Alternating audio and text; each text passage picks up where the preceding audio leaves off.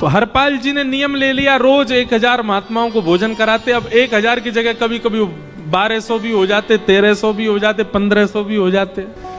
लेकिन हरपाल जी करते कुछ नहीं थे, कमाई का कोई जरिया नहीं था।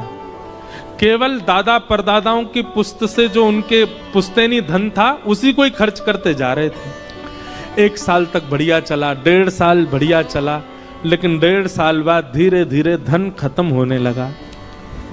जैसे ही धन खत्म होने लगा हरपाल जी बड़ी चिंता में आ गए, क्या करें।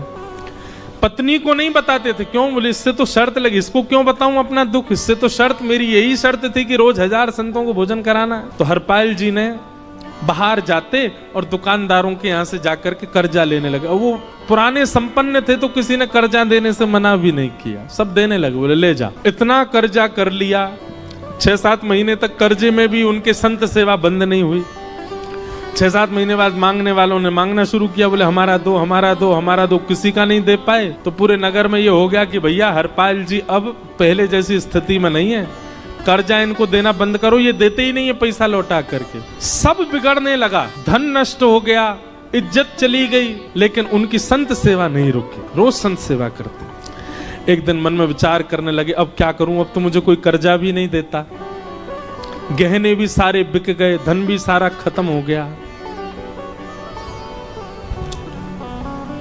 तो हरपाल जी ने मन बनाया कि मैं चोरी करूंगा, और चोरी करके ठाकुर जी, आप लोग मत करना ऐसा, चोरी करूंगा। हरपाल जी चोरी करने जाने लगे। लेकिन हरपाल जी का नियम था कि वो किसी के धन की चोरी नहीं करते थे। संपन्न लोगों के घर में जाते थे और उनकी रसोई घर की सामग्री चुरा लाते थे, चीनी, दाल, आटा, चावल, मूंग, नमक, मिर्च, ताकि भंडारा हो जाए सुबह।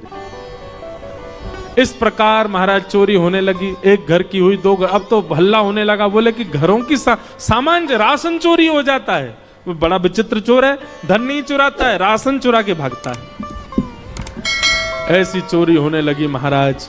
अब तो लोगों ने अपने अपने घरों में पहरेदारी शुरू कर दी कि चोरी ना हो। तो हरपाल जी को और दिक्कत होने लगी, क्या करें, कैसे करें। धीरे धीरे हरपाल जी इस स्थिति में आ गए कि अब संपन्न लोगों के यहाँ उन लोगों को ढूंढते जो ना कभी संत सेवा करते, ना वैष्णव सेवा करते, और उन लोगों के यहाँ जाकर के थोड़ा बहुत धन चुरा लेते, स्वर्ण चुरा लेते। करना कुछ नहीं, अपना घर नहीं बनाते थे, बसाते थे, संत सेवा करते थे। ठाकुर जी रीझ गए हरपाल से। ठाकुर जी बोले देखो ये सब चोरी कर करके और मेरे संतों को पवारा है। ठाकुर जी बोले इस पर अनुग्रह करने जाना है।